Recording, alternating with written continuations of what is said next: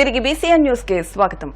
ఆంధ్రకేసరి టంగుటూరి ప్రకాశం పంతులు విగ్రహ కమిటీ ఆధ్వర్యంలో భీమవరం ప్రకాశం చౌక్ లో ప్రకాశం పంతులు విగ్రహాన్ని నెలకొల్పడానికి అనుమతులు కోరుతూ భీమవరం ఎమ్మెల్యే పులపతి రామాంజనేయులకు ఆయన కార్యాలయంలో వినతి పత్రాన్ని అందించారు.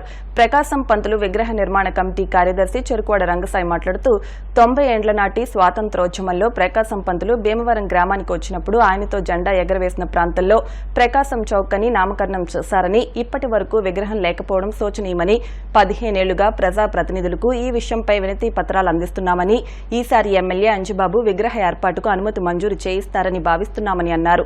దీనిపై ఎమ్మెల్యే అంజిబాబు మాట్లాడుతూ ఈ ప్రభుత్వం అభివృద్ధిపై దృష్టి పెట్టిందని, ఆంధ్ర రాష్ట్ర తొలి ముఖ్యమంత్రి ప్రకాశం పంతులు విగ్రహం ప్రకాశం చౌక్లో ఏర్పాటుకు ముఖ్యమంత్రి చంద్రబాబుతో మాట్లాడి ఏర్పాటు చేస్తానని అన్నారు.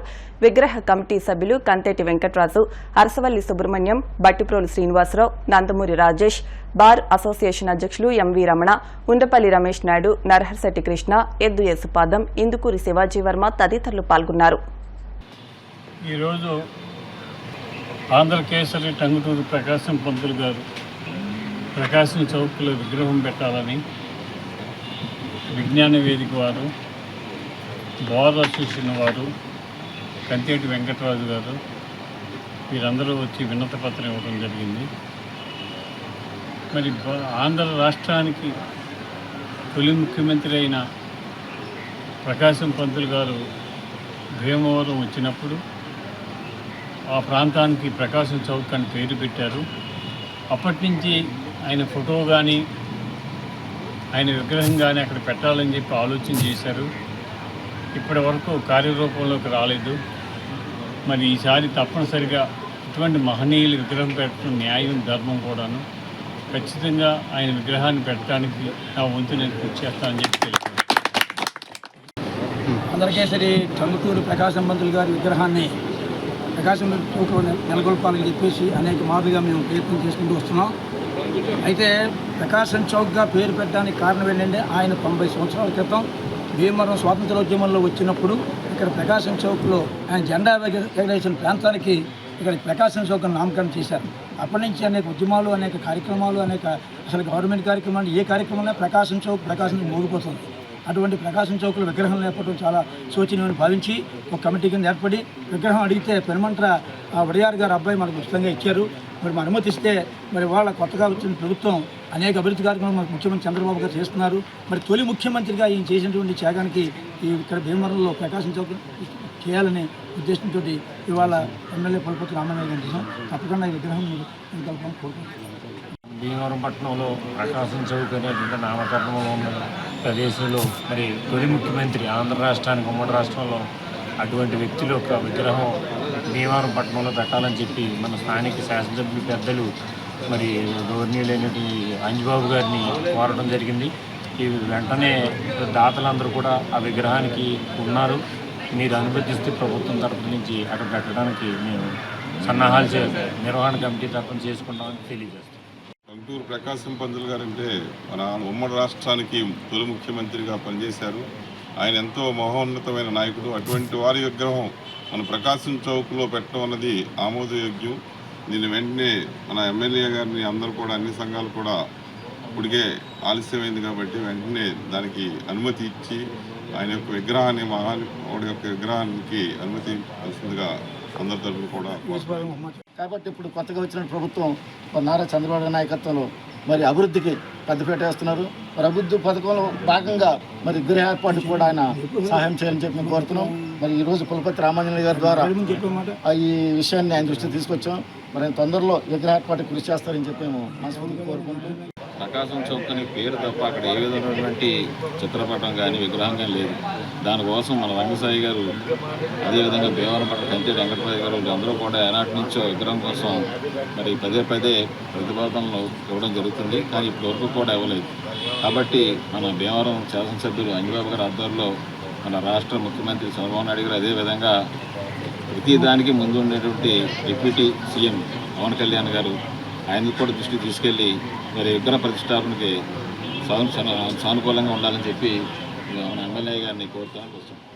డాక్టర్ శ్యాంప్రసాద్ ముఖర్జీ బలిదాన్ దివాస్ సందర్భంగా భీమడోలు మండల బీజేపీ కార్యాలయంలో ఆదివారం బీజేపీ మండల పార్టీ అధ్యక్షులు ప్రవీణ్ కుమార్ పటేల్ ఆధ్వర్యంలో శ్యాంప్రసాద్ ముఖర్జీ చిత్రపటానికి పార్టీ శ్రేణులు నివాళులర్పించారు. ఈ కార్యక్రమానికి ముఖ్య అతిథులుగా ఏలూరు జిల్లా పార్టీ అధ్యక్షులు చౌటపల్లి విక్రమ్ కిషోర్ విచ్చేసి డాక్టర్ శ్యాంప్రసాద్ ముఖర్జీకి నివాళులర్పించారు. ఈ సందర్భంగా ఆయన మాట్లాడుతూ దేశానికి స్వాతంత్ర్యం వచ్చిన తర్వాత జరిగిన దేశ విభజన అంశం, కాశ్మీర్ అంశంపై శ్యాంప్రసాద్ ముఖర్జీ చేసిన పోరాటం గురించి వివరించారు. ఆయన స్ఫూర్తి గొప్పదని పేర్కొన్నారు. కార్యక్రమంలో ఉంగుటూరు నియోజకవర్గం కో కన్వీనర్ వెజ్జు ధర్మారావు, జిల్లా ఎస్సీ మోర్చా అధ్యక్షులు మత్తె శ్రీనివాస్ శాస్త్రి, జిల్లా యువమోర్చా కార్యదర్శి మూర్తి, మండల ప్రధాన కార్యదర్శి వద్దినీడి కపిరాసు, యువమోర్చా అధ్యక్షులు పులి వీరరాఘవులు, మండల ఉపాధ్యక్షులు సనపల భాస్కర్రావు, రామిశెట్టి వెంకట సుబ్బారావు, మహిళా మోర్చా నాయకురాలు పందిరిపల్లి జ్యోతి, వివిధ మోర్చాల నాయకులు కార్యకర్తలు పాల్గొన్నారు. భారతీయ జనతా పార్టీ ఏదైతే జనసంఘ్ వ్యవస్థాపకులు డాక్టర్ శ్యామప్రసాద్ ముఖర్జీ గారి యొక్క బలిదాన్ దివస్కి సంబంధించి ఇవాళ దేశవ్యాప్తంగా కూడా వారి యొక్క పటానికి శ్రద్ధాంజలి ఘటిస్తూ వారి దేశానికి చేసినటువంటి సేవలను స్మరించుకుంటూ దానిలో భాగంగా ఈ దేశంలో అప్పటి కాంగ్రెస్ ప్రభుత్వం స్వతంత్రం వచ్చినప్పుడు ఈ దేశాన్ని రెండు ముక్కలు చేసి ఒకటి పాకిస్తాను మరొకటి భారతదేశంగా రెండు ముక్కలు చేసినటువంటి సందర్భంలో భారతదేశం అంతర్భాగంగా ఉన్నటువంటి జమ్మూ కాశ్మీర్ ఏదైతే ఉందో జమ్మూ కాశ్మీర్కి స్వయం ప్రతిపత్తిని కట్టబెట్టి ఈ దేశంలో అంతర్భాగంగా ఉన్నటువంటి రాష్ట్రాన్ని దాని ఒక ప్రత్యేక దేశంగా, అదేవిధంగా దానికి ఒక ప్రత్యేక రాజ్యాంగం, దానికి ఒక ప్రత్యేకమైనటువంటి జెండాని పెట్టి ఆ రోజున కాంగ్రెస్ ప్రభుత్వం కుహనా రాజకీయ ఏదైతే ఉందో అటువంటి వ్యవహారాలు నడిపి ఈ దేశానికి తీరినటువంటి నష్టం చేసినటువంటి కాంగ్రెస్ ఈ రోజున వారి యొక్క అరాచకాలని ఆ రోజున ఉన్నటువంటి డాక్టర్ శ్యామప్రసాద్ ముఖర్జీ గారు జమ్మూ కాశ్మీర్ వెళ్ళాలంటే అనుమతి తీసుకుని వెళ్లాల్సినటువంటి పరిస్థితి. జమ్మూ కాశ్మీర్ రాష్ట్రంలో ఒక ప్రధానమంత్రి, జమ్మూ కాశ్మీర్ రాష్ట్రానికి ఉన్నటువంటి ఒక జెండా, అదేవిధంగా ఒక రాజ్యాంగం, అది ఏమాత్రం చెల్లుబాటు కాదు. నేను జమ్మూ కాశ్మీర్ అనేది భారతదేశం అంతర్భాగం కాబట్టి నేను జమ్మూ కాశ్మీర్ వెళ్ళడానికి ఎటువంటి అనుమతి లేకుండా ప్రవేశిస్తాను అని చెప్పేసి అదేవిధంగా అక్కడ ప్రవేశించడం, అదేవిధంగా జమ్మూ కాశ్మీర్లో భారతదేశానికి సంబంధించినటువంటి భారతీయ జాతీయ జెండా ఏదైతే ఉందో ఆ జాతీయ జెండాను కూడా వారు స్థాపించడానికి వారు సాహసించడం, ఈ విధంగా జమ్మూ కాశ్మీర్కి ఉన్నటువంటి ప్రత్యేక ప్రతిపత్తిని తీసేసి భారతదేశంలో ఒక రాష్ట్రంగా పరిగణింపబడటానికి, భారతదేశం అన్ని రాష్ట్రాలు ఐక్యంగా ఉండటానికి కృషి చేసినటువంటి మహానుభావుడు డాక్టర్ శ్యామప్రసాద్ ముఖర్జీ గారి యొక్క వర్ధంతిని ఈ రోజున ఈ విధంగా వారి యొక్క బలిదానానికి నిదర్శనమే ఈవేళ ఉన్నటువంటి భారతీయ జనతా పార్టీ ఎన్డీఏ ప్రభుత్వ కాలంలో మీ అందరికీ తెలుసు ఆర్టికల్ 370 అనేది ఏదైతే ఉందో ప్రత్యేక ప్రతిపత్తి, దాన్ని రద్దు చేసి జమ్మూ కాశ్మీర్ని కూడా భారతదేశంలో అన్ని రాష్ట్రాలతో సమానంగా చూసేటువంటి అవకాశం వచ్చింది. ఈవేళ ఆ రాష్ట్ర ప్రజలు, అదేవిధంగా భారతదేశంలో ఇతర రాష్ట్ర ప్రజలు ఆ రాష్ట్రంలో స్వేచ్ఛగా జరగటానికి ఎటువంటి అనుమతి లేకుండా ఉండటానికి కారణం భూతులైనటువంటి మహానుభావుడు శ్రీ శ్యామప్రసాద్ ముఖర్జీ గారిని వేళ మేమందరం కూడా స్మరించుకోవటం మా పూర్వజన్మ సుకృతంగా భావిస్తూ మీ అందరికీ కూడా ధన్యవాదాలు, కృతజ్ఞతలు. భీమవరం గునుపూల్లోని వెనుకబడిన తరగతుల వసతి గృహాల్లో అన్ని సౌకర్యాలు ప్రభుత్వం కల్పిస్తుందని, తల్లిదండ్రులు తమ పిల్లలను బడికి పంపితే ప్రభుత్వం పుస్తకాలు, దుస్తులు ఉచితంగా అందిస్తున్నారని హాస్టల్స్ పర్యవేక్షకులు, పాఠశాల పరిశుభ్రత కోఆర్డినేటర్ కెవి కృష్ణారావు అన్నారు. శ్రీ విజ్ఞాన వేదిక సర్వశిక్ష అభియాన్ ఆధ్వర్యంలో బడికి పోదాం రా కార్యక్రమాన్ని వెనుకబడిన తరగతుల బాలికల హాస్టల్ విద్యార్థులతో ర్యాలీ నిర్వహించారు. హాస్టల్ వార్డెన్ భానుమణి మాట్లాడుతూ గత 14వ తేదీ నుంచి చాలా మంది బాలికలు హాస్టల్లో చేరుతున్నారని, స్వచ్ఛంద సంస్థలు కూడా అనేక సౌకర్యాలు కల్పిస్తున్నారని అన్నారు.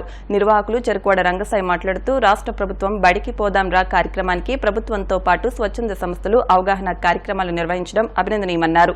విద్య లేకపోతే ఆధునిక యుగంలో భవితవ్యం శూన్యమన్నారు. లయన్స్ క్లబ్ ఉపాధ్యక్షులు నరహశెట్టి కృష్ణ బాలికల విద్యపై వివరించారు. అనంతరం విద్యార్థులతో ర్యాలీ నిర్వహించారు. చదువుకు ఏ కులమున్నదిరా, చదువుకు ఏ కులమున్నదిరా, మానవతకు అది పెన్నిదిరా, నీ వెతలు తీర్చేది చదువేరా, చదువే మనిషికి జీవంరా. మనిషి జన్మించడమే ఒక గొప్ప కార్యక్రమం. అటువంటి మనిషి ప్రపంచంలో జీవించాలంటే విద్య చాలా అవసరం. అటువంటి విద్య కోసం మరి కేంద్ర రాష్ట్ర ప్రభుత్వాలు విద్యార్థులకు అనేక సౌకర్యాలు కల్పించి చదువు చెప్పే ప్రయత్నం చేస్తుంది.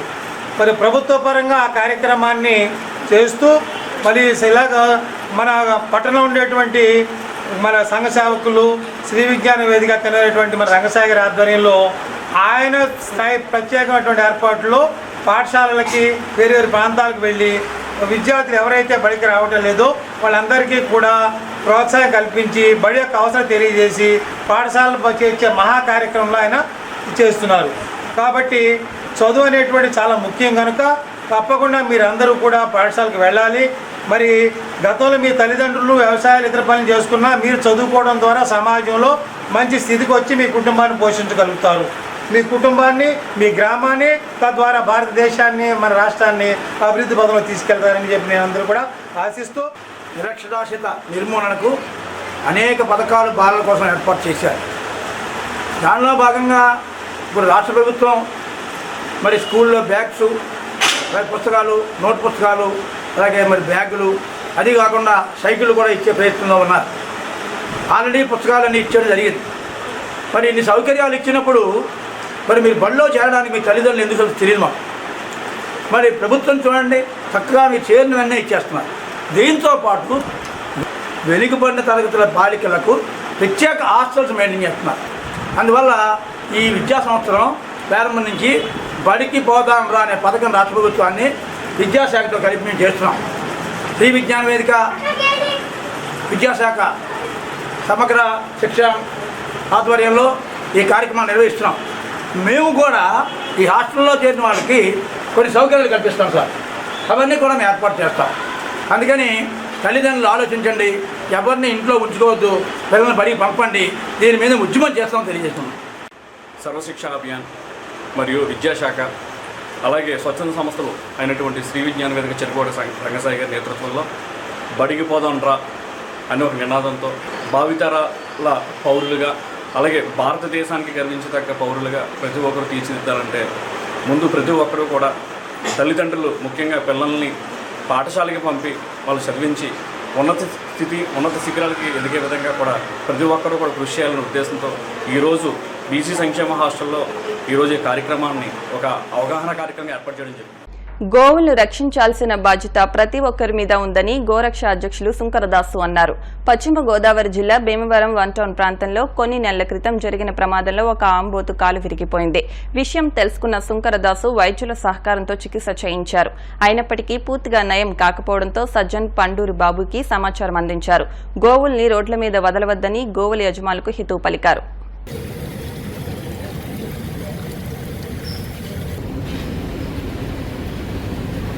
వాళ్ళకి ఇరుగుపోయి అతుక్కుపోయింది. అందుకని ఏంటంటే దీనికి వైద్యం అనేది లేదు. సెట్ చేయడానికి అయితే ట్రై చేసాం, కానీ డాక్టర్ గారు అయితే చెప్పారు ఏంటంటే ఆల్రెడీ ఎముక సెట్ అయిపోయింది, దాన్ని మనం ఏం చేయలేము, ఇది బతుకున్నంత కాలం 3 కాళ్ళ మీద నడుస్తుంది. ఏంటంటే దేవరంలో అందరు ఈ ఆంబోతుని చూసి ఏంటంటే ఏదైనా దానికి సిమెంట్ కట్టు కానీ సర్జరీ కానీ ఏమైనా చేయించి సెట్ చేద్దాం అనుకున్నాం, కానీ అది సెట్ అవ్వలేని పరిస్థితిలో ఉంది. కాబట్టి ఏంటంటే ఇది నడిస్తే కనుక 3 కాళ్ళ మీద నడుస్తుంది, గమనించమని. వార్తలు ముగించే ముందు ముఖ్యాంశాలు మరొకసారి. భీమవరం రామరాజు తోటలో శ్రీ మావుళ్ళమ్మ అమ్మవారి జాతర మహోత్సవాలు ప్రారంభించిన ఎమ్మెల్యే అంజిబాబు.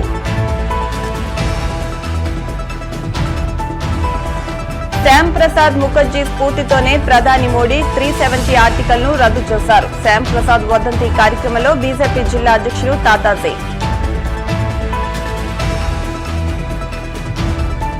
నియోజకవర్గంలో ప్రతి గ్రామాన్ని సందర్శించి సమస్యలు పరిష్కరిస్తా పంజాబ్ వేమవరం విజయోత్సవ సభలో ఎమ్మెల్యే పులపర్తి. భీమవరం ప్రకాశం చౌక్ లో టంగుటూరి విగ్రహ ఏర్పాటుకు అనుమతి ఇప్పించాలని కోరుతూ ఎమ్మెల్యేకు వినతి పత్రం అందించిన స్వచ్ఛంద సంస్థలు. ఇవి వాటి వార్తా విశేషాలు. మరిన్ని వార్తా విశేషాలతో నెక్స్ట్ బులెటిన్లో మళ్ళీ కలుద్దాం. అంతవరకు సెలవు, నమస్కారం.